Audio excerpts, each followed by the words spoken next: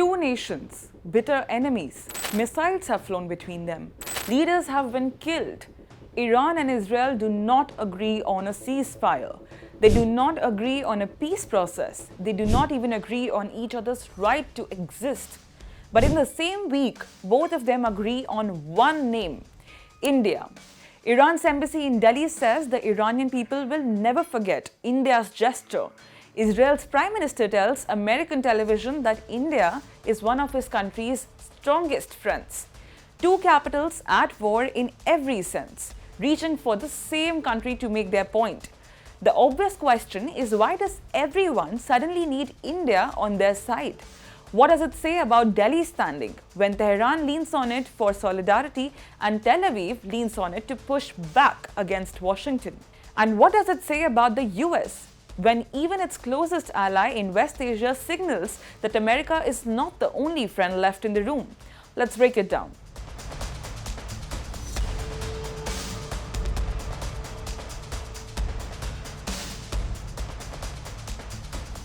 Here is what happened over the weekend. Ayatollah Ali Khamenei, the supreme leader of Iran, was killed in US-Israeli strikes on the 28th of February this year. His death shook the region. Iran buried its leader in Tehran in front of millions of mourners. Grief, anger, and a promise of revenge. That was the mood. India did not stay away. India sent a delegation. Minister of State for External Affairs Pabitra Margarita represented the government. Bihar Governor Lieutenant General Syed Atas Hasnain was there too. Congress leader Salman Khurshid attended. PDP Chief Mehbooba Mufti attended. And she posted on X that her thoughts remain with Iran's people and that India will always stand with them. That presence did not go unnoticed in Tehran. On Sunday, the Iranian embassy in Delhi put out a statement. It said that the people of Iran will never forget this gesture. It thanked the Indian government, Indian officials, and Indian citizens for standing with Iran during what it called a period of grief. The embassy went further. It said the presence of India's political leaders, lawmakers, scholars, and faith leaders at the ceremonies reflected deep historical and cultural bonds between the two nations. Now, read between the lines. This is Iran, isolated, under pressure, surrounded by adversaries, choosing to publicly single out India. That is Tehran telling the world who it considers a friend, even now, even after everything.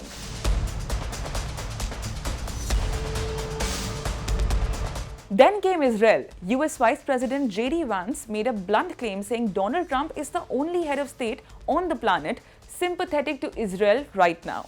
He went further, warning Israeli leaders not to criticize what he called their only powerful ally left in the world, meaning the US. Israel's Prime Minister Benjamin Netanyahu was not going to let that sit unanswered. In an interview with Fox News, the Israeli Prime Minister said he respects Vance and that Trump is the greatest friend Israel has had in the White House. But then came the pushback. Netanyahu said, and I quote, "We have some other friends, like a small country called India." He called out India's 1.4 billion people. He said the support is tremendous. He even said he's flooded with support on social media from India.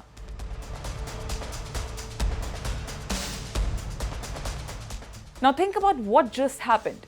The Vice President of the United States tried to box Israel in, tried to say, "You have one friend and it is us, so fall in line."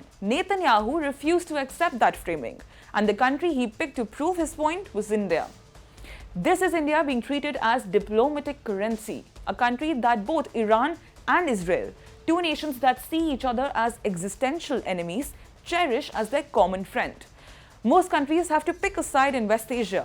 India has not picked a side. India has built a relationship with Tehran and a relationship with Tel Aviv at the same time without either side treating it as a betrayal. Delhi's playbook is simple. Stay engaged with everyone. Do not let your foreign policy be hostage to someone else's war. Iran needed a friend at its darkest hour. India showed up. Israel needed to prove it has options beyond Washington. India's name came up. The biggest winners in global politics are not always its loudest voices. Sometimes they are the countries that keep every channel open. That's why India's strategic autonomy has helped Delhi in the time of war.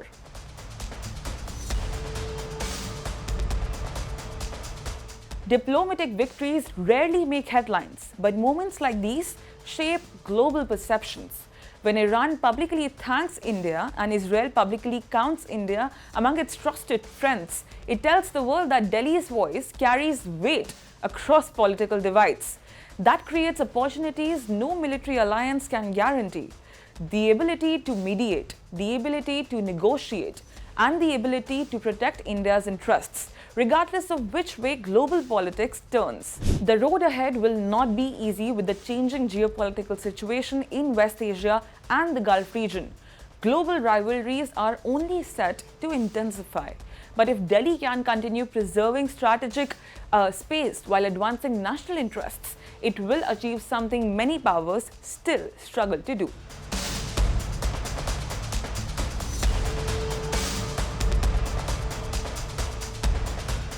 If they had a nuclear weapon, The old rules are breaking. Alliances are shifting. Apologize again to the victims of the paedophile Jeffrey Epstein. Wars are redrawing maps. Oil routes can shake economies overnight. One election in America can impact markets in Mumbai. no tax on tips. One move by China can alter the balance in Asia. One conflict in West Asia can hit every Indian household. This is no longer a distant story. This is our story. Your story. Because for the first time in decades, India is not watching from the sidelines. India is rising. India is negotiating. India is balancing rivals. India is building military strength. India is shaping trade routes. India is becoming central to the new global order. And yet, most global news is still told through someone else's lens. Washington's lens, Beijing's lens, London's lens. But where is India's lens? Where is the platform that explains the world from our perspective? Welcome to India's Axis, a new destination for geopolitics, strategy and power seen through India's eyes. From Neighborhood Watch to the biggest global stories that matter to you. Why tensions in the Taiwan Strait matter to India. How one move by China can affect India's security. What turmoil in Pakistan means for regional stability. How Bangladesh, Sri Lanka, Nepal, and Bhutan shape India's neighborhood. Why oil choke points can hit your wallet. How wars abroad can reshape India's security. This is not noise. This is not shouting. This is not recycled headlines. This is sharp, intelligent storytelling. Daily explainers, war room analysis, strategic conversations. Because news is everywhere, but perspective is rare, and in the age of confusion, clarity is power. Axis is for the audience that wants more than headlines. The axis of global power is shifting. India is at the center of that shift. It's time the world was explained accordingly, to understand the world through India's strategic lens. Subscribe now.